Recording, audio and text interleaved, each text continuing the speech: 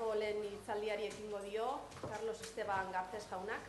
A continuación, damos paso a la primera de las ponencias del día a cargo del profesor Carlos Esteban Garcés, bajo el título Debilidades y fortalezas de la ERE, una mirada desde Europa. El señor Esteban Garcés es profesor titular de Pedagogía de la Religión en la Universidad de La Salle y secretario general del Foro Europeo sobre la Enseñanza de Religión en la Escuela. Desde 1996 es director de la revista Religión y Escuela, que ha cumplido 30 años al servicio de la enseñanza religiosa escolar y su profesorado. Desde aquí queremos felicitarle por su excelente trabajo.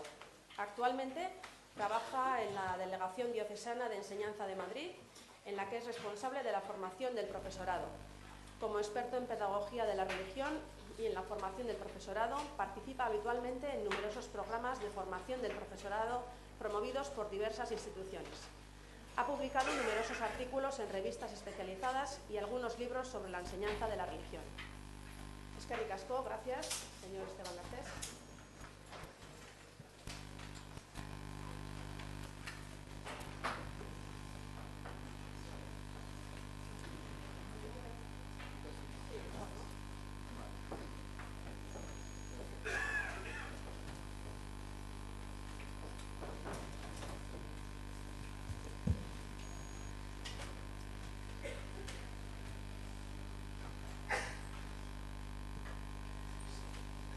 Egunon, buenos días a todos, a todas. Encantado de compartir esta mañana, este día con todos vosotros y emocionado porque la clase de religión, los que creemos en la clase de religión, seamos capaces de vivir, de organizar eventos como este y ojalá este tipo de eventos pues sirva para transmitir mejor a la sociedad en su conjunto el sentido que nosotros debemos a la clase de religión. Tiene que ser una transmisión serena, sin acritud, pero tampoco sin renuncia a nada de lo que nos ha hecho ser lo que somos y por tanto este tipo de encuentros, de simposio, merece la felicitación y el compromiso de todos. Este evento empieza hoy, pero no va a acabar hoy a las 6 de la tarde. Acabará dentro de muchos días, de muchas semanas, de muchos meses, cuando buena parte de las cosas que hoy compartamos, cada uno, cada una, las vayamos también haciendo extensibles, las vayamos trasladando en conversaciones, en cafés, en tertulias, en claustros, las vayamos trasladando a las comunidades educativas donde trabajamos. Este es el verdadero sentido y ojalá lo que hoy empieza acabe muy tarde, muy tarde. Ojalá acabe cuando mucha gente, muchos compañeros de trabajo, muchos alumnos, muchas familias puedan también de alguna manera celebrar y compartir lo que nosotros hoy vamos a decirnos. Ese sería mi deseo y esa sería también mi invitación. ¿Qué vamos a hacer o qué voy a compartir con vosotros y vosotras esta mañana? ¿Hasta qué hora? ¿Cuál es la hora límite? 11:30. 11:30, vale, perfecto. Pues entonces yo voy a hacer una estructura sencilla, voy a hacer una primera reivindicación de la clase de religión, eso es lo que pone ahí, el lugar de la ERE en la educación. Quiero hacer esa reflexión compartida ya en muchas ocasiones, compartida con vosotros. En este sentido creo que vais a ser un auditorio fácil para decir lo que voy a decir. Creo que ya estáis convencidos antes de que os lo explique, pero vamos a hacerlo conjuntamente. Dejadme que yo me recree en esta reivindicación de la clase de religión con vosotros, porque también me toca hacerlas en otros lugares en los que no son tan fáciles los auditorios, como el Ateneo de Madrid o la Fundación Pablo Iglesias, y donde decimos exactamente lo mismo que hoy vamos a decir. Por eso es importante que todos volvamos la mirada a las cuestiones esenciales y lo que yo quiero reivindicar en primer término y como punto de partida esta mañana es qué lugar ocupa la clase de religión en el sistema educativo. Y sobre todo para que percibamos que si ese lugar no estuviera, el sistema educativo tendría un agujero negro. Porque hay contribuciones, que es el título del simposio, hay contribuciones al sistema educativo que si no hace la clase de religión, ya no hacen las otras áreas, las otras materias, ni los otros profesores. Por tanto, estamos ante una cuestión importante. Reivindicar con serenidad, con naturalidad, con mucha deportividad, las aportaciones en lugar de la clase de religión en los procesos educativos. Y luego de un DAFO, que conocéis el mecanismo, este método de análisis de debilidades, amenazas, fortalezas y oportunidades, voy a recorrer algunas. Tengo muchas más de las que hoy voy a poder compartir en esta hora, pero voy a empezar por la fragilidad que tiene nuestra clase de religión. Vamos a tomar conciencia de dónde está nuestra vulnerabilidad. Vamos a tomar conciencia, porque si somos conscientes de dónde está nuestra vulnerabilidad, podremos contribuir a mejorarla, a superarla, de alguna manera a fortalecerla. Debilidades, empezaremos por ahí. Solo comentaré una amenaza y luego diré cuál es. Las fortalezas. En las fortalezas es donde yo voy a dedicar un poquito más de tiempo y precisamente ahí es donde voy a hacer dos aportaciones fundamentales. La clase de religión en Europa es una realidad en todos los países y esta es una fortaleza, ya lo ha dicho el obispo. Y la segunda fortaleza que tenemos son las contribuciones educativas, tal y como reza el lema de nuestro simposio. Ser conscientes de cuáles son esas dos fortalezas, yo creo que fortalece la clase de religión y nos va a fortalecer a nosotros y a nuestra autoestima como profesores de religión. Finalmente, las oportunidades y la conclusión, pues a ver si me da tiempo a llegar con lo que tenemos por delante. Sí os voy a decir, en las cuestiones más preliminares de la ponencia, antes de entrar en materia, que lo que yo voy a compartir es fruto de mi experiencia personal. Quizá no tiene más autoridad que la experiencia, pero que sepáis que como profesor de religión, todo lo que voy a decir lo he visto, lo he vivido, lo he trabajado, lo he conocido, lo he disfrutado, lo he gozado. Esa es mi experiencia. Y entenderlo, por tanto, como testimonio personal, que lógicamente se apoya en estudios, un estudio sociológico, se apoya en mi experiencia del Foro Europeo de Enseñanza de la Religión. Y en cualquier caso, inscribo también esta aportación que comparto con vosotros en una experiencia también, en una trayectoria de hacer un discurso sostenible, entendedme esta expresión que vengo utilizando hace un tiempo, un discurso sostenible sobre la clase de religión.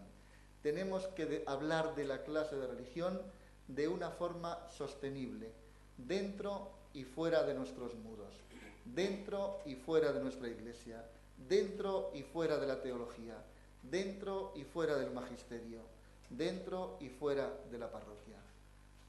Y digo dentro y fuera en sentido dialéctico, me lo entendéis, ¿verdad? Tiene que ser un discurso sostenible porque pueda ser pronunciable en cualquier ámbito cívico, en cualquier ámbito de la sociedad civil, en cualquier universidad pública, para que pueda ser un discurso que podamos formular, por supuesto, en la escuela pública y en cualquier sector de la sociedad. Un discurso sostenible. Y este discurso sostenible nos hará transitar de la sospecha que hoy la clase de religión sigue despertando en algunos, hacia una integración natural y normal. Lo han dicho y me sumo a las palabras que ya se han dicho en este sentido. Es verdad que tiene algunos límites la intervención que yo voy a decir. Seguramente tendría que ser completado desde subrayados teológicos, desde subrayados del propio magisterio eclesial, como no. Yo voy a subrayar aspectos antropológicos, pedagógicos, sociológicos. Por tanto, entiendo que esta no es todo lo que se puede decir de la clase de religión, pero dejadme que yo acentúe esto, porque yo creo que hay otras personas que ya van a acentuar otros elementos. Bueno, no os digo. Bueno, la enseñanza de la religión, y ahí entramos en materia, en este preámbulo que yo quisiera hacer antes de entrar a las debilidades y fortalezas de nuestra clase de religión. La clase de religión forma parte de la educación. Esta es una expresión, un estribillo que por elemental, por fácil, no nos puede pasar por alto. No nos puede pasar por alto. No hay educación sin clase de religión. Lo tenemos que decir con naturalidad, sin ningún tipo de agresividad. Así está declarado, protegido, garantizado, proclamado en las declaraciones institucionales. Ya se ha hecho referencia a la Declaración Universal de los Derechos Humanos. Cuando en el artículo 26 se proclama la educación como un derecho fundamental, a continuación se dice en qué consiste la educación como ese derecho fundamental. Y se dice una expresión que todos hemos oído y que forma parte de nuestra personalidad. Y es, la educación tendrá por objeto el pleno desarrollo de la personalidad de los alumnos. Esto significa que es pleno, que no podemos suprimir ni reprimir nada de lo que forma parte del alumno, nada de lo que puede formar parte de la naturaleza humana, nada de lo que pueda formar parte de las personas.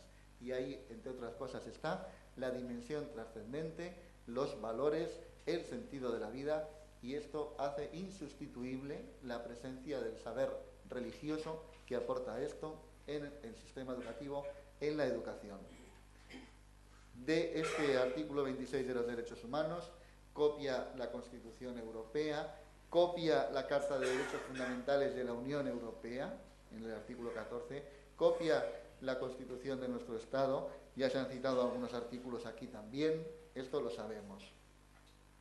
El Consejo de Europa, y simplemente, no sé si me dará tiempo a hacer más referencias a este Consejo de Europa luego, pero hay dos declaraciones que en Internet están al alcance de todos, que se titulan Religión y Democracia, que yo he citado en muchas ocasiones, que es de 1999, y otra más directamente todavía, sobre Educación y Religión de 2005, que tienen 2 paginitas cada una, que tenemos que buscar e imprimir y poner encima de la mesa del profesor de religión, visibles para que las vean otros compañeros.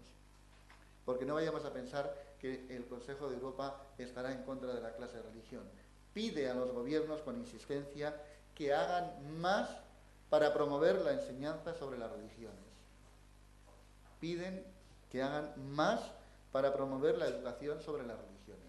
Ahí tenéis 2 documentos de este actor nuevo que aparece en la Unión Europea, que aparece en el contexto de la vieja Europa, en el sentido de que cada vez va teniendo mayor validez o mayor envergadura, pero son 2 recomendaciones del Consejo de Europa, no tienen carácter legal, son declaraciones, de acuerdo, pero no quede duda de por dónde va.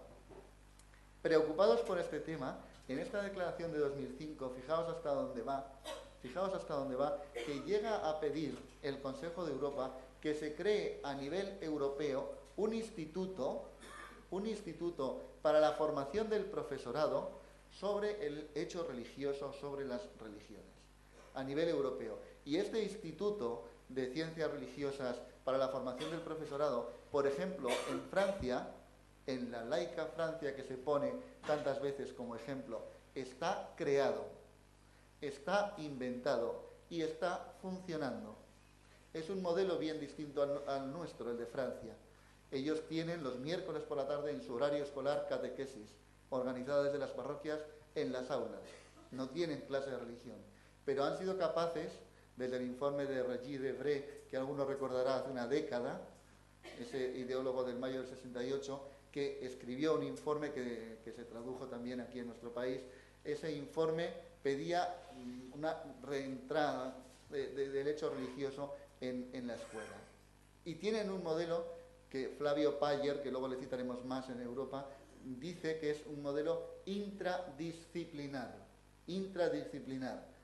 Insisto en el término porque en la universidad me decía, no será intradisciplinar, será interdisciplinar. Digo, no, intradisciplinar. Lo que quieren es introducir el hecho religioso en las disciplinas, en las disciplinas. Y es un modelo en la Francia que, lógicamente, pasa desapercibido en nuestro país. La UNESCO dice esta frase cuando piensa en la educación del siglo XXI.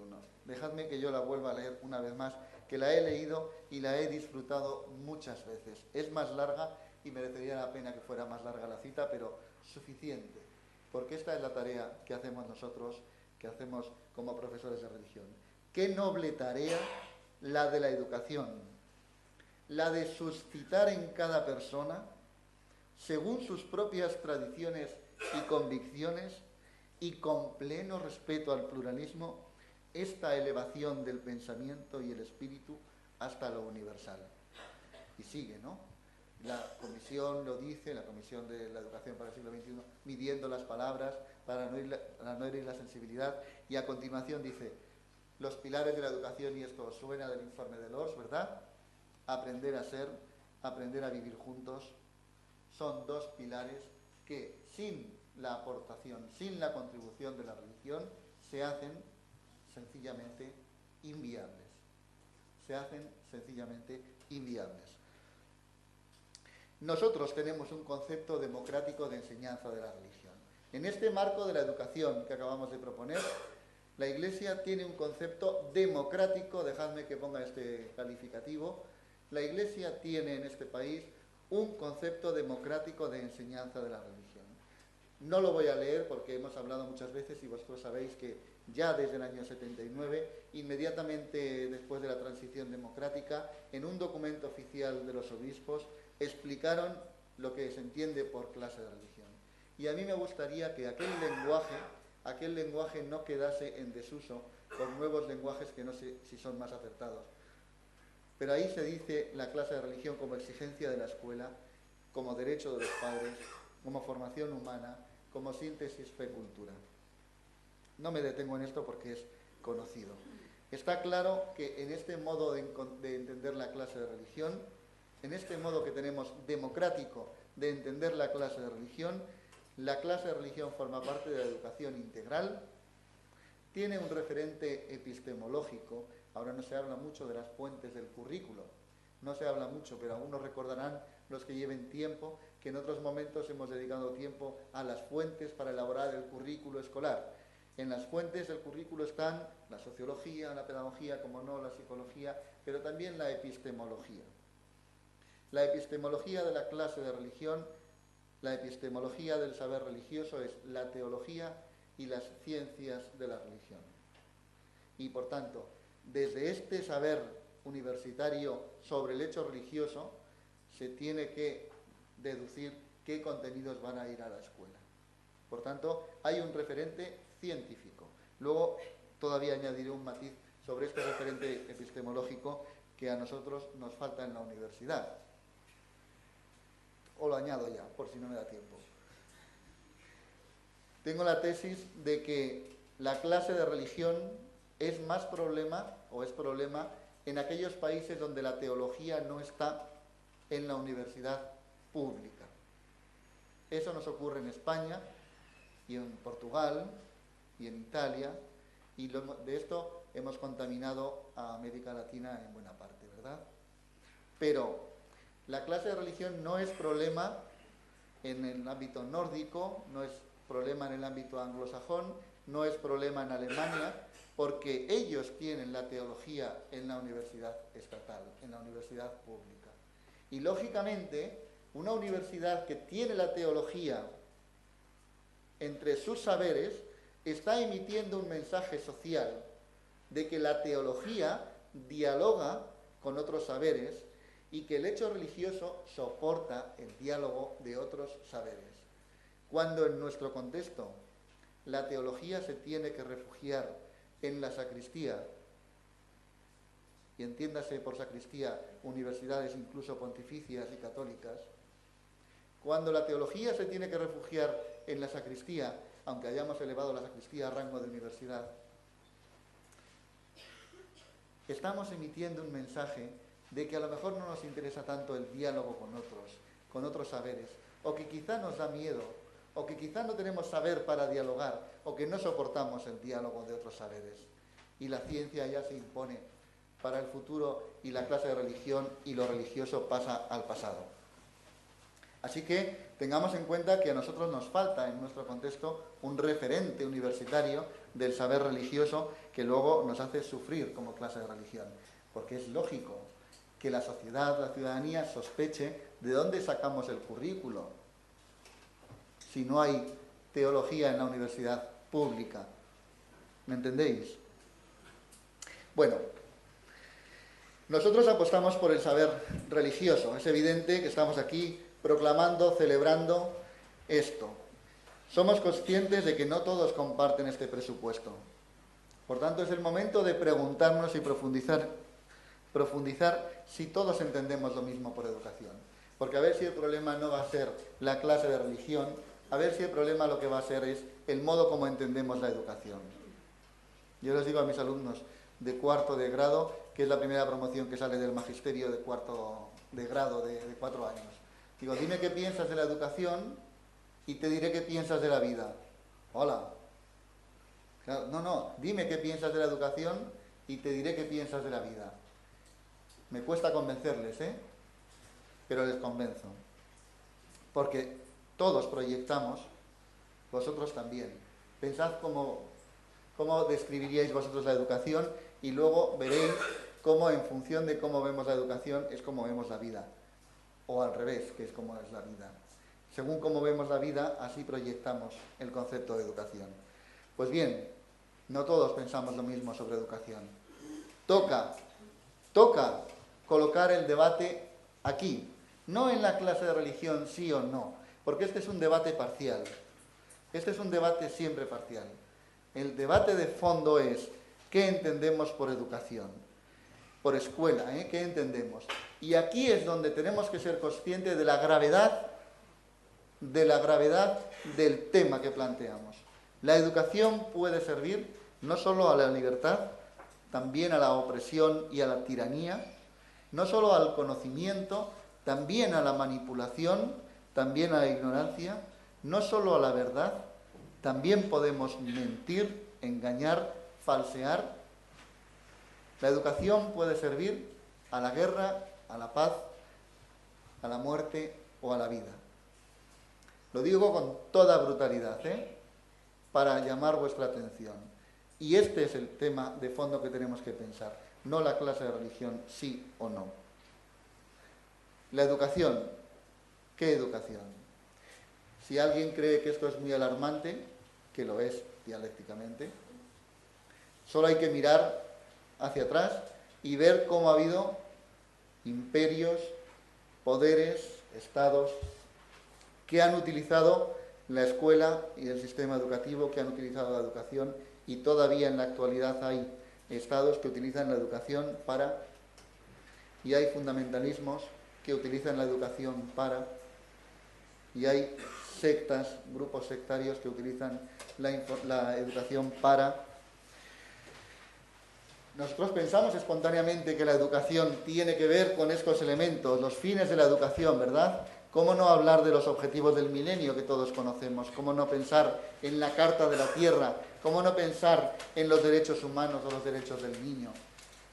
Sin embargo, haced esta dinámica de la nube, que en Internet está la herramienta, cogéis un texto y le aplicáis la nube y os sale el conjunto de palabras importantes del texto. Y yo lo he hecho también con la LOE, con la LOCE, todavía no me ha dado tiempo a hacerlo con la LOMCE, ya saldrá. Y no penséis que coinciden, la nube de palabras de estas leyes no coinciden con los derechos humanos, los derechos del niño, los objetivos del milenio, la Carta de la Tierra. Podríamos haber elegido otros, pero esto es entretenido. Buscad un texto y poned en el Internet hacer la nube de palabras y os salen estas cosas y nos damos cuenta enseguida que la persona, con todo lo importante que es en los derechos humanos y la protección del niño, pues a ver si la veis por ahí. Por tanto, fijaos que en el tema de la educación, ya hemos centrado el tema, en el tema de la educación, el sentido que le damos a la educación, los fines de la educación, se convierten en el pivote, se convierten en el elemento esencial.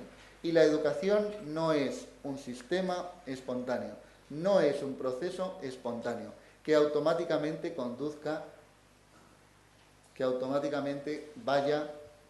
La educación tiene que estar orientada. Y aquí es donde nosotros tenemos que estar de acuerdo. Si no estamos de acuerdo con nuestro interlocutor, luego lo de la clase de religión es casi secundario, ¿no? Pero centrados en esto de los fines de la educación, estaríamos de acuerdo con esta frase de Ángeles Galino de que educar es humanizar, promover la capacidad humana, enseñar al alumno o a la alumna a utilizar su propia responsabilidad, ensancharle su ámbito de moralidad. Esto se dijo hace mucho tiempo, ahora ya no se diría esa palabra, de moralidad. Y quien dice moralidad, dice libertad. Bueno, pues humanizar, capacitar, requiere, si apostamos por este concepto de educación, requiere la presencia de los valores. Requiere la presencia de los valores. Si no hay valores, no hay proceso educativo, no hay proceso de humanización. Y estamos en el punto clave. ¿Qué lugar ocupa la educación? ¿Qué lugar ocupa la religión? La religión en el proceso educativo. Se podría hacer muchas cosas desde muchos ámbitos, pero hemos dicho que lo vamos a hacer desde el ámbito pedagógico. ¿Qué lugar ocupa la religión en la educación? Y la respuesta la tenemos en esta frase. El hecho religioso porta valores. Las religiones portan valores y, por tanto, portan además valores capaces de dar sentido a la vida, capaces de entender la cultura que nos ha hecho ser lo que somos, capaces de aportar elementos éticos. 3 elementos que se han citado en el discurso inaugural de nuestro simposio y que, por supuesto, compartimos y apoyamos. Pues esto, si no lo hace la clase de religión, tenemos que preguntar seriamente qué otras materias lo van a hacer. Toca, con sosiego, con serenidad, sin ningún tipo de agresividad. Pero cuando hayamos planteado la educación en la órbita que la hemos planteado aquí, cuando hayamos planteado la educación en esa órbita, evidentemente ya toca decir, bueno, vale, si es necesario los valores, ¿quién aporta aquí valores? ¿Quién aporta valores? Y vamos a ver a qué materia, a qué área del currículo le encargamos esta responsabilidad. Y nos quitamos y vamos a ver quién queda de pie. La clase de religión ahí va a cumplir una función insustituible. Y esto hay que saber decirlo, con esta frase de Juan Pablo II de hace también unos cuantos años y que yo la he utilizado mucho. Esto se dijo en un simposio como el nuestro, pero a nivel europeo sobre la clase de religión, donde estaban las conferencias episcopales de Europa. Y decía Juan Pablo II que la enseñanza escolar de la religión debe expresarse en un discurso, al principio hemos dicho sostenible, y ahora decimos, con palabras suyas, un discurso que asuma los principios, objetivos y métodos propios de la escuela. Porque hemos querido jugar esta partida en la plaza pública de la educación, en la plaza pública de la escuela, y por tanto tenemos que ahora formular nuestra propuesta, nuestro discurso, con este género literario, si queréis. Bueno, hasta aquí este preámbulo de reivindicación, que más que de reivindicación ha sido de recreación, porque ante vosotros no hay que reivindicar nada. Simplemente es recrearnos en lo esencial, volver la mirada a lo esencial. Puesto nuestro cimiento, avancemos en el tema del análisis. Voy a entrar ya en el tema de las debilidades y fortalezas con cierta rapidez. ¿Qué debilidades tiene nuestra clase de religión? El diagnóstico es mucho más amplio. Algunos de vosotros, algunas diócesis, habéis hecho este estudio a fondo de diagnóstico de la clase de religión, del profesorado.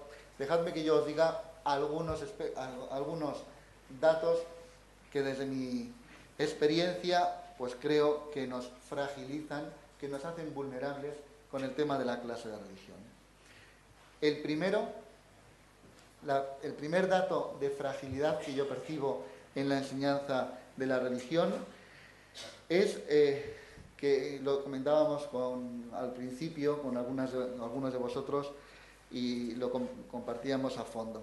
Es decir, yo creo que no hemos sabido transmitir el concepto democrático de clase de religión que la Iglesia tiene. Recordad que hace solo 8 minutos hemos dicho, en este contexto de la educación europea mundial, la Iglesia tiene un concepto democrático de clase de religión. Lo hemos dicho y hemos dicho el documento, la fecha, y hemos proyectado la definición de clase de religión sin necesidad de leerla porque ya la sabíamos todos. Debemos preguntarnos si este concepto hemos sabido transmitirlo a la ciudadanía. Yo creo que persiste una vinculación de la clase de religión a la anterior etapa de obligatoriedad, cuando la clase de religión era obligatoria en la dictadura. Hay una frase de Louis Duc, que voy a leer solamente, escrita ya hace un tiempo, una frasecita de este antropólogo. Es muy posible que para muchos, después de la trágica experiencia de la clase de religión del régimen del general Franco, resulte absolutamente imposible aplicar a la clase de religión el calificativo de cultura.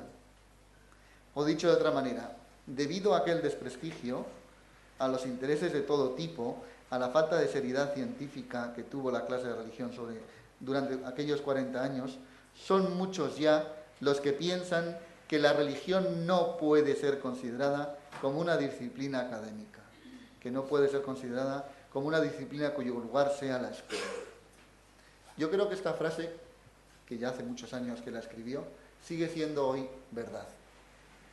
Hay un imaginario colectivo que está interesado, porque muy neutral tampoco debe ser, en vincular la clase de religión con aquella experiencia de 40 años que ya hace otros 40 años casi, Pero, de hecho, para probar de alguna manera este tema, en ese estudio sociológico que hicimos hace un tiempo, hace unos años, sobre la clase de religión, hicimos una encuesta a padres, a familias, a profesores y alumnos de la clase de religión. Hicimos más de 6.000 encuestas y esta es una pregunta que hacíamos precisamente por el tema que acabamos de proponer, ¿no? ¿Cree usted que a los que eligen religión, no a todos, a los que eligen religión, ¿cree usted que la enseñanza de la religión es un privilegio de la Iglesia más propio del tiempo pasado que de la actualidad? Y de los que eligen religión, las familias, 1 de cada 4 pensaba que sí. Y por tanto, más todavía porcentaje piensa que como obedece al pasado, acabará desapareciendo. Esto muestra que no hemos sabido explicar este tema. Fijaos en los alumnos que hemos preguntado si la enseñanza de la religión acabará desapareciendo. Bueno, los alumnos es verdad que algunos piensan que sí, pero están en proceso de formación, pero me preocupa también de los profesores.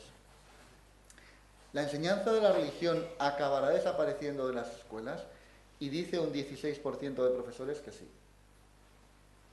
Esto sí me preocupa, porque evidencia esa fragilidad en el concepto de enseñanza de la religión, evidencia esa fragilidad que nos hace vulnerables,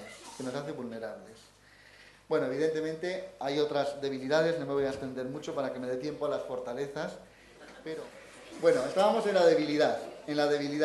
No se trata de recrearnos ahí en estas debilidades que tenemos como clase de religión, pero sí ser conscientes, sobre todo porque si tenemos bien diagnosticada esta vulnerabilidad, insisto, pues nosotros podemos de alguna manera tratar de acometer, de dar respuesta, ¿no?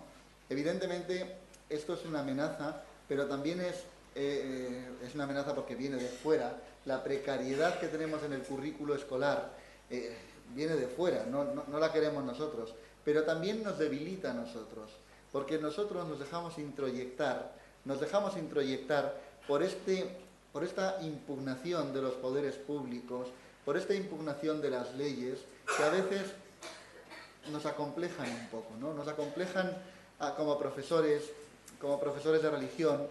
Parece como que se erosiona nuestra legitimidad, parece como que nos introyectan un cierto miedo, ¿no? Y nos falta la parresía suficiente para decir, bueno, hay leyes injustas, hay muchas leyes injustas que se han aprobado democráticamente y que con el paso del tiempo hemos sido capaces de derribarlas. Bueno, pues esta sería una fragilidad en la que no me detengo, aparte de que tampoco hace falta mostrar ni argumentos ni datos porque lo conocéis bien. tiene que ver con esto de la problematicidad de cada reforma. Se hacía alusión también en el discurso inaugural. Yo os pido que no nos cansemos de que la religión en la escuela sea un problema demasiado largo ya para nuestra sociedad, para nuestro sistema educativo. Porque si nosotros nos cansamos, si nosotros estamos dimitiendo de nuestra apuesta, casi otros se van a alegrar más, casi otros se van a salir con la suya. No nos podemos cansar de reivindicar. Algunos más jóvenes no se cansan porque acaban de llegar, pero hay gente que es verdad que lleva 2 décadas, 3 décadas y algunos casi 4 décadas reivindicando una solución estable para la clase de religión en nuestra sociedad. No lo hemos conseguido todavía no hemos alcanzado ese punto de normalidad, ese punto de naturalidad al que aspiramos, pero no dimitamos nosotros, no nos cansemos, vamos a seguir insistiendo, vamos hasta conseguirlo, vamos a transmitirlo a nuestra gente. No ponemos datos, eso ya lo hemos dicho, solamente voy a decir la insuficiente formación inicial, sobre todo porque tiene nuevos riesgos, y aquí tenemos que estar bien atentos todos. Algunos conocéis el tema de cerca. En este momento tenemos una débil presencia de la formación inicial de los profesores de religión en la universidad pública. Con el cambio de espacio europeo a Bolonia, esto que llamamos Bolonia, la clase de religión, los créditos de formación inicial, sobre todo en primaria, que estaban presentes en las universidades públicas, han quedado en situación muy precaria, muy precaria. Y esto es una debilidad que yo estoy seguro, y ojalá me equivocara, que vamos a pagar las consecuencias en la futura generación. Porque en el fondo estamos desvinculando la formación inicial del profesorado de religión de la formación universitaria de maestros. Y ya hemos dicho antes que todo aquello que sale de la universidad en nuestra sociedad, en el imaginario colectivo, se desprestigia, se erosiona, se acaba cuestionando. Y a mí me da mucha pena que tengamos que buscar alternativas otra vez en nuestras paredes hacia adentro para hacer esa formación inicial del profesorado de religión. Ya sé que tenemos recursos en nuestros centros universitarios de la Iglesia para formar a estos profesores, pero qué pérdida que no puedan formarse en el seno de la universidad pública. Esto es un problema que afecta a infantil y primaria. Y en secundaria, un problema que ya tenemos de titulación y un problema emergente que lo estamos tapando y no sé cuándo va a explotar, va a ser que en algún momento no hemos resuelto satisfactoriamente la exigencia que ya está en vigor desde el punto de vista legal de un máster para ser profesores de secundaria. Nosotros estamos dentro, imagino que todos, pero de cara al futuro, el relevo en secundaria va a exigir un máster de secundaria en la escuela privada y en la pública. Y nosotros, como a los profesores de religión, no hemos resuelto este tema. Y otra vez volvemos a fragilizar por dentro, a nivel interno, esto de la apuesta por la clase de religión. No quería dejar de decir esto, sobre todo porque algunos estáis, ¿no?, en ello. Bueno, hay algunas debilidades. Es verdad que podemos autoexcluirnos, automarginarnos, ¿no? Amenazas. Voy a decir solo una amenaza. Lo de amenaza es distinto de la fragilidad, porque la fragilidad la tenemos internamente nosotros y la amenaza nos viene de fuera. Yo os voy a decir que he tardado mucho tiempo en asumir este tema. A mí me costaba pronunciar que el laicismo era una amenaza para la clase de religión. Os lo confieso tal como lo he vivido. Me costaba. Y mira que yo llevo años dialogando con interlocutores que no creen en la clase de religión, en mesas redondas, en debates sobre por qué no, por qué sí. Y no lo he vivido, y yo creo que todavía no lo vivo como amenaza. Pero desde el punto de vista dialéctico, no desde otro punto de vista, desde el punto de vista dialéctico, todo apunta a que en este momento hay una especie, dejadme decirlo en bruto, que estamos en casa, hay una especie de choque de civilizaciones, pero en este otro nivel de cosmovisiones del mundo, ¿no? El laicismo es el nuevo rostro, el nuevo nombre del ateísmo. Nosotros estamos tranquilos, tenemos la conciencia tranquila, porque sabemos que el ateísmo, dejadme que murmure así, sabemos que el ateísmo no triunfa, no crece. Y eso nos reconforta interiormente, instintivamente, porque el ateísmo no solamente no avanza, sino que retrocede. Pero el ateísmo adquiere nuevos rostros. El laicismo es el nuevo nombre del ateísmo. Y, lógicamente, yo sé que a alguno le puede parecer que soy un poco exagerado, pero esto os suena, ¿no? Esto os suena. Vosotros tenéis también una sociedad cívica aquí que es muy favorable a la clase de religión y que se mueve en asociaciones de padres, en colectivos de profesores, pero también tenéis una sociedad civil activa en contra de la clase de religión. No hace falta nada más que visitar la red y ver que hay una propuesta permanente e insistente, a veces humorística, sin mucho acierto, no sé si lo veis desde el fondo. ¿Se ve? Otras veces con más acierto, ¿no? Otras veces con más acierto. No sé si se ve, pero si recordáis cuando se presentó la LOMCE, toda aquella explosión del tema de la lengua en Cataluña y tal, ¿lo recordáis? Pues a mí me parece que es esto sí que tiene habilidad y humor, porque mientras están con la explosión del debate de las lenguas, pues dice, cuélate a la religión en el colegio público, ¿no? Bueno, en fin, como queráis verlo.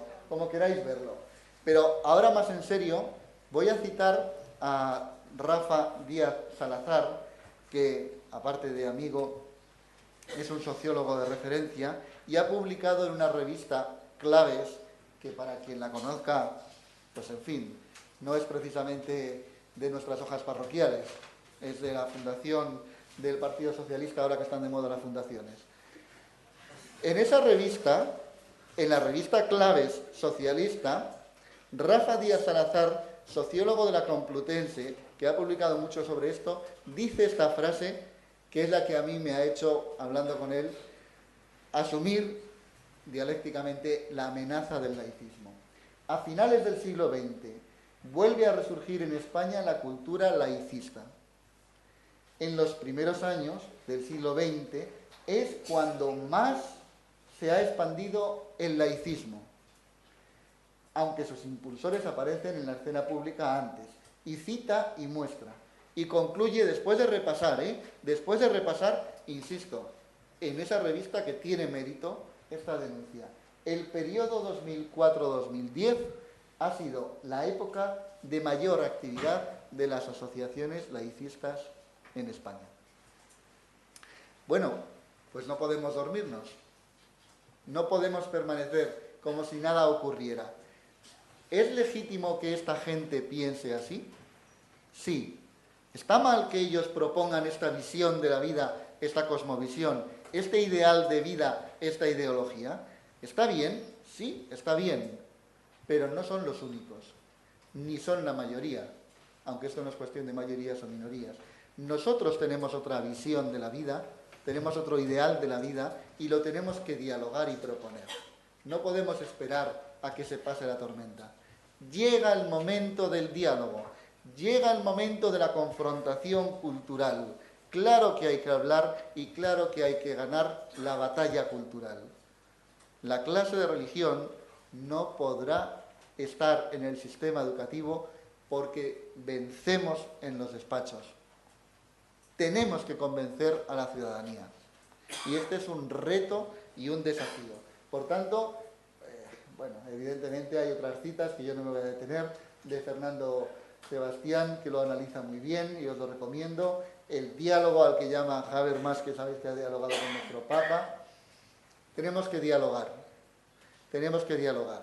Y entonces tenemos que decir que nosotros entendemos la vida con Dios y que para nosotros Dios forma parte de la historia, de la cultura, de la vida, de la persona, y que la vida con Dios es mejor, más feliz que la vida sin Dios. Toca el momento de decirlo. No lo hemos dicho porque pensábamos que ya estaba todo dicho. No lo hemos dicho porque pensábamos que ya no tocaba. No lo hemos dicho porque nos parecía fuera de contexto. Estamos en esta pequeña guerra cultural. Entendédmelo solo en el sentido dialéctico y con carácter muy preventivo, ¿no? Bueno, hagámoslo. No me detengo en otras amenazas. Vamos a ir a las fortalezas para ir concluyendo. Y aquí es donde yo quería añadir esas dos fortalezas que ya he citado al comienzo. Hay varias fortalezas, hay muchas fortalezas de la clase de religión. Entre ellas, dos que nos van a hacer crecer y nos van a hacer ganar el futuro. La primera, la hemos citado y volveré sobre ella, la clase de religión forma parte de la educación, forma parte de Europa, forma parte de los sistemas educativos en Europa, es una realidad en todos los países europeos, y hemos citado el caso de Francia, tan paradigmático, con esa modalidad, recuerdo, de intradisciplinar, y ese instituto de la Sorbona, de ciencias de la religión, para profesores de otras materias. Pero bueno, tenemos una sólida fundamentación legal. Nadie puede dudar de lo que hemos ido diciendo, la educación integral, las frases que hemos leído, el Consejo de Europa, la UNESCO, los derechos humanos, las declaraciones internacionales. Esto es una fortaleza, pero es una fortaleza que reclama la participación de las familias. ¿Y cuál es la tranquilidad que nosotros tenemos? Nosotros tenemos que tener el gozo de que cuando nosotros hemos predicado este concepto de educación, esta responsabilidad grave de las familias, que somos los primeros responsables en la educación de nuestros hijos, a veces pensamos que esto es una predicación de esas que cae fuera del camino en tierra poco fértil. Mirad, en ese estudio sociológico hemos preguntado a los padres quiénes son los primeros responsables, el Estado, los poderes públicos o ellos. 97% ellos. Hay batallas culturales que hemos ganado. Por tanto, merece la pena proponer, merece la pena predicar, dejadme que lo diga así.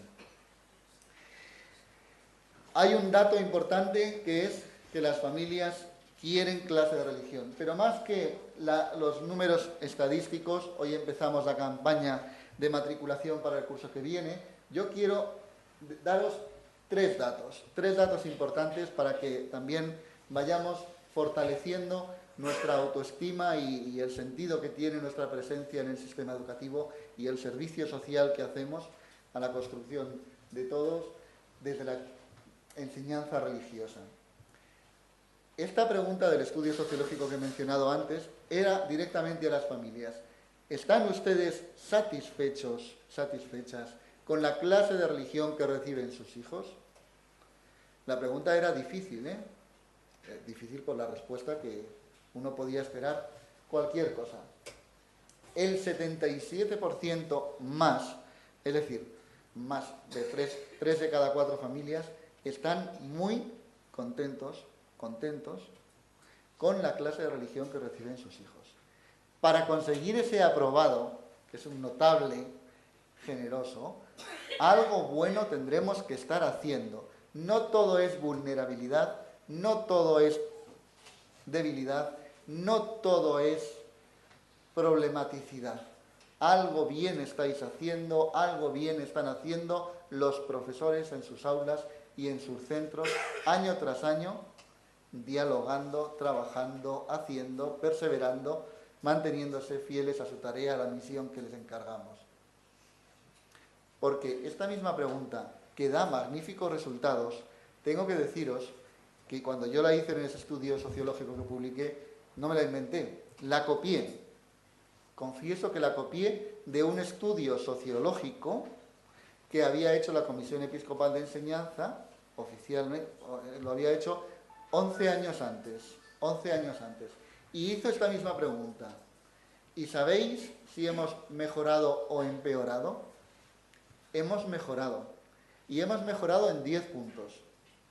Por tanto, quiere decir que la clase de religión en las aulas, la clase de religión en la acción del profesorado, en los últimos 10 años ha mejorado en satisfacción de las familias en 10 puntos.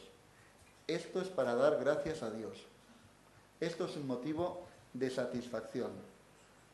Esto es un motivo de alegría.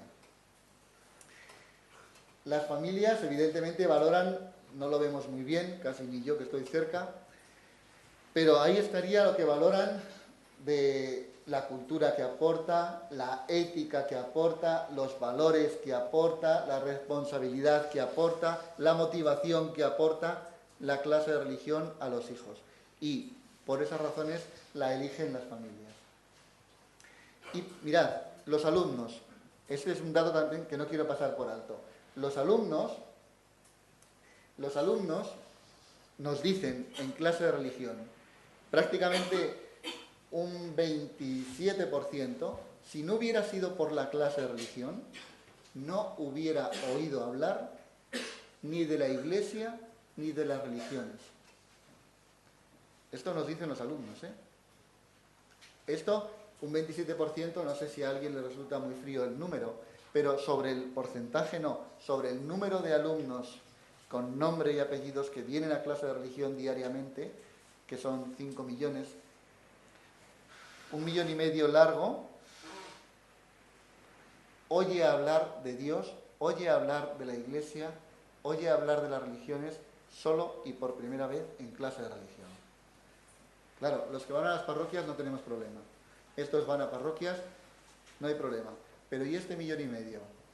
¿Nos hacemos responsables de ello?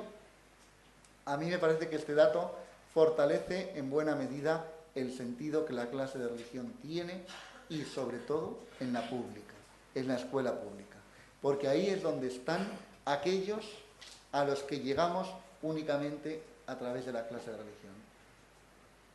Bueno, habría otros elementos de valoración positiva, solo os voy a poner este, que también para concluir con un dato positivo del profesorado. ¿Piensan los alumnos que los profesores de religión son buenos, mejores o peores que los demás? Bueno, la pregunta no tiene más allá, no tiene más elemento que la propia anécdota, ¿no? Pero fijaos en la pública, en azul, son el porcentaje de profesores de religión que los alumnos creen que son mejor que el resto de las áreas. El 33%, uno de cada 3 alumnos, piensa que su profesor de religión es mejor que el resto de profesores. Y el porcentaje es superior, muy superior en la pública a la concertada. El 50% piensa que es igual y solo un 9%, uno de cada 10, piensa que el profesor de religión es peor. Bueno, no tiene mayor trascendencia, pero es una anécdota también para fortalecer la autoestima del profesor de religión, que no siempre anda por buenos elementos. Bueno, no digo más de esto. El profesor el estudio aquel arroja datos muy positivos sobre el profesorado de religión, la fidelidad a la Iglesia, la coherencia de vida, arroja datos sobre su estado de ánimo y dice, solo un 1% está triste. Bueno, vale, no es un dato, pero a mí me alegra que el profesor de religión, solo el 1% esté triste, es un buen dato, ¿verdad? Bueno, yo termino la fortaleza porque voy ya mal de tiempo. Es verdad que la escuela católica está haciendo un buen trabajo y la clase de religión en la escuela católica, aunque los resultados de los profesores de religión son peores que los de la pública, todo hay que decirlo, pero la escuela católica está haciendo una función muy importante en la propuesta del mensaje cristiano en este tiempo. Y eso es una fortaleza para la enseñanza de la religión. Eso es una fortaleza para la Iglesia, para la educación. Una fortaleza son sus contribuciones. Quizá ya no me voy a detener en esto para ir concluyendo, porque esto sería el núcleo yo creo que lo hemos hablado y yo mismo he hablado de las contribuciones educativas con ese título de la clase de religión en otras veces que he estado aquí en el País Vasco. Recuerdo hace poco tiempo en Vitoria, hace ya unos años, un foro cívico también, donde prácticamente el tema que poníamos era contribuciones educativas y hacíamos un decálogo, ¿no? Lo hemos trabajado, el tema de las aportaciones, en los tiempos de la LOPSE y en términos de capacidades. Lo hemos trabajado en términos de competencias básicas, aportaciones de la clase de religión. Lo hemos trabajado en términos de inteligencias múltiples. Entrad en la página web del Colegio Montserrat de Barcelona y veréis que bien se trabaja también la religión desde las inteligencias múltiples. Lo hemos trabajado desde las finalidades de la clase de religión durante los 30 años al menos que la revista Religión y Escuela habla del tema. Lo hemos trabajado de muchas maneras. El año pasado, un obispo también de nuestras diócesis lo aportaba. Yo mismo lo hice en Zaragoza con otro decálogo. Podríamos decirlo de muchas maneras. Con ese decálogo de Olegario González de Cardenal, la clase de religión enseña a mirar, a leer, a pensar, a decidir, a dialogar, a convivir, a descubrir, a esperar. La clase de religión enseña a renunciar, la clase de religión enseña a vivir. Toda esa pedagogía que la clase de religión nos podríamos detener a cada uno de estos 10 elementos, porque son aportaciones y que ya por cuestión de tiempo no me voy a detener. Pero acabo esto de las fortalezas, fijaos lo que hace la religión, que no hará ninguna otra área. Esta sola frase de Benedicto XVI, que está bellamente dicha, no se puede decir más y mejor, más bellamente en menos. Fijaos, estimulad en clase de religión, lo decía en un discurso para profesores de religión, estimulad a los alumnos a hacer preguntas, no solo sobre esto o aquello, aunque esto sea ciertamente bueno, sino principalmente sobre de dónde viene y a dónde va nuestra vida. Ayudadles, esto es vital en la clase de religión, en el profesorado de religión, a darse cuenta de que las respuestas que van a encontrar en la escuela, las respuestas que no llegan a Dios, son demasiado cortas. ¿Se puede decir con más sencillez? ¿Se puede decir con más belleza? De verdad, dedicad un minuto a leerlo, a interiorizar la escuela, las respuestas que dé la escuela. Si no llegan a Dios, es demasiado corta su respuesta. Qué bonita la clase de religión, qué noble tarea, decíamos al principio, ¿recordáis? Qué noble tarea la de hacer posible que las respuestas que la escuela da lleguen hasta el mismo Dios. Acompañemos con la razón hasta los límites de la razón y abramos el umbral, abramos la puerta al misterio, hagámosle hueco a Dios y Él hará lo que tenga que hacer. Esto, si no lo hace la religión, ¿quién lo va a hacer? Nadie, nadie.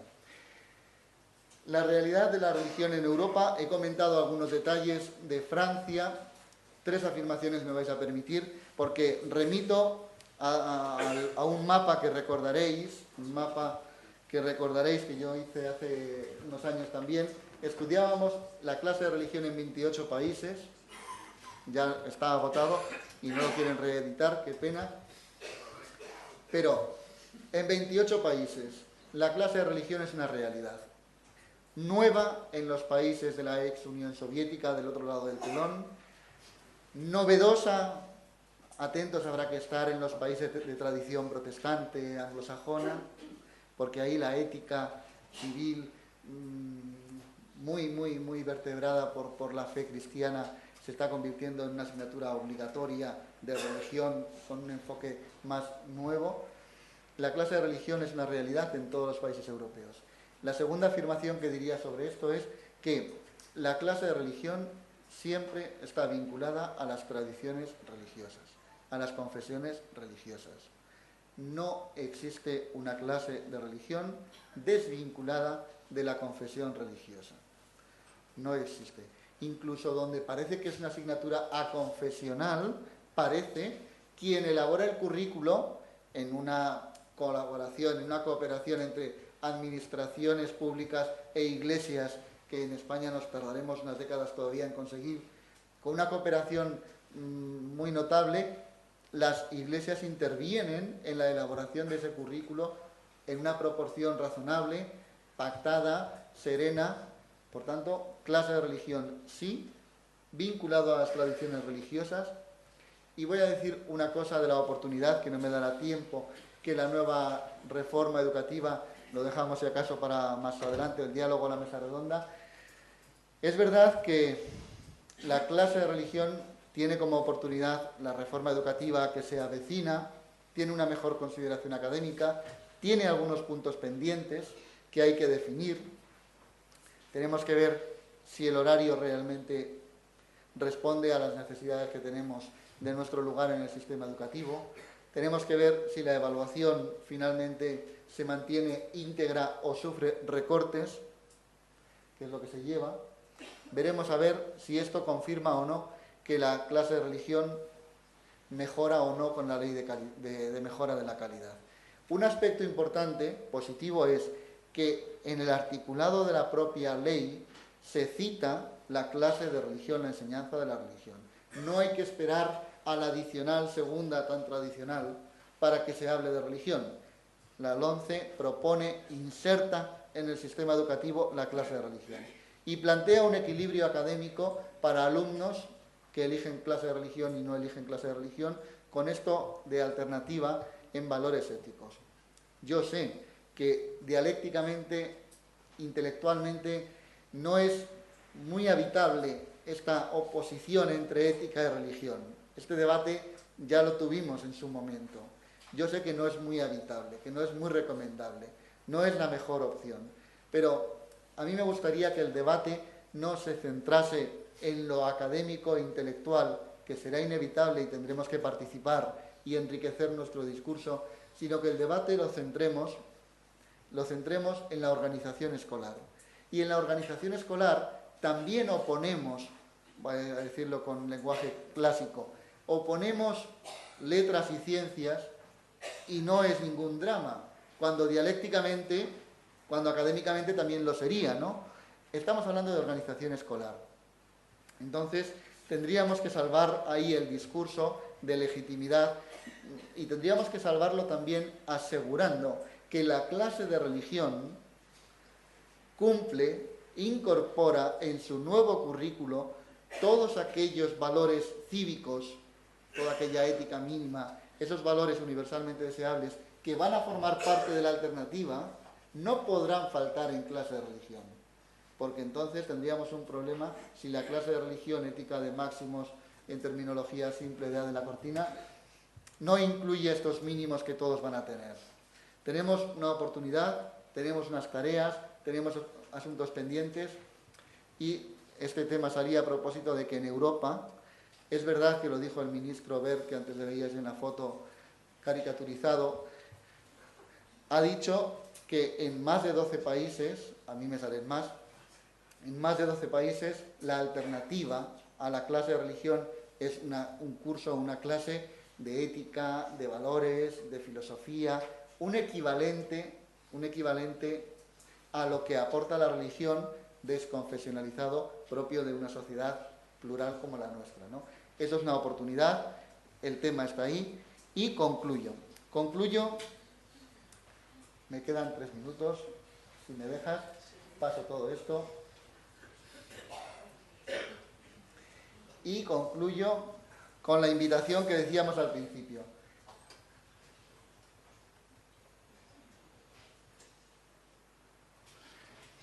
El simposio que hoy tenemos no puede acabar hoy. Os invitaba al principio a que el simposio lo dejemos abierto hasta trasladar con compañeros de claustro, de comunidad educativa, con familias, con alumnos, con amigos, compartamos, trasladémosles lo que hoy aquí nos decimos juntos. Este es el sentido. Bueno, pues parte del traslado que tenemos que hacer a las comunidades educativas es que nosotros vamos a seguir soñando con esto de la enseñanza de la religión. Nosotros vamos a seguir tratando de soñar la clase de religión con normalidad integrada, incorporada, normalización. Se ha reivindicado al principio, yo me sumo a esa reivindicación. Y como ahora en la toma de posesión de Obama también se ha vuelto a hablar de Martin Luther King, ¿recordáis? Tiene un discurso que seguro que habéis leído, que os habéis regalado su lectura en algún momento, ahora ya hace unas cuantas décadas de aquello, pero tuvo aquel discurso de yo tengo un sueño. Me vais a permitir que yo concluya parafraseando aquel discurso de yo tengo un sueño y aplicándolo a nuestra realidad. Lo parafraseo. Decía Martin Luther King, decimos hoy, cambiando algunas palabras. Estoy feliz de unirme hoy a tantas personas implicadas y responsables de la enseñanza de la religión. Hace ya algunos años, nuestra sociedad y nuestra Iglesia abrieron la puerta a una nueva manera de entender el saber religioso en la escuela. Era posible ya una sociedad plural y una educación integral para todos y todas. Una educación plena que humaniza y construye una sociedad solidaria. Algo más de casi 30 años después, casi 40, debemos asumir que aquel proyecto no ha sido posible todavía. Con casi 40 años de democracia, nuestra política educativa no asume todavía con normalidad la presencia de la enseñanza de la religión como parte de la formación humana, ni siquiera para los que libremente la piden cada año. Es evidente que hemos fallado en este proyecto de la educación integral. No habrá descanso ni tranquilidad hasta que, sin imposiciones, todos los ciudadanos tengan protegidos realmente sus derechos fundamentales en este ámbito de la educación. Algunos nos increparán y dirán, ¿cuándo estaréis satisfechos? Nunca. Nunca estaremos satisfechos mientras la enseñanza de la religión no forme parte con normalidad del sistema educativo. Nunca podremos estar satisfechos si no lo conseguimos. Pero no nos detengamos en un valle de desesperación, decía. A pesar de que todavía no lo hemos conseguido, sabemos que el proyecto está en construcción. En este tiempo que nos toca vivir, decimos, como decía Luther King, yo todavía tengo un sueño. Nosotros tenemos un sueño arraigado en lo profundo de nuestra vocación, cristiana y ciudadana. Tenemos un sueño de ver cómo los sistemas educativos logran formar a las personas capaces de construir una sociedad plural, solidaria, justa y pacífica.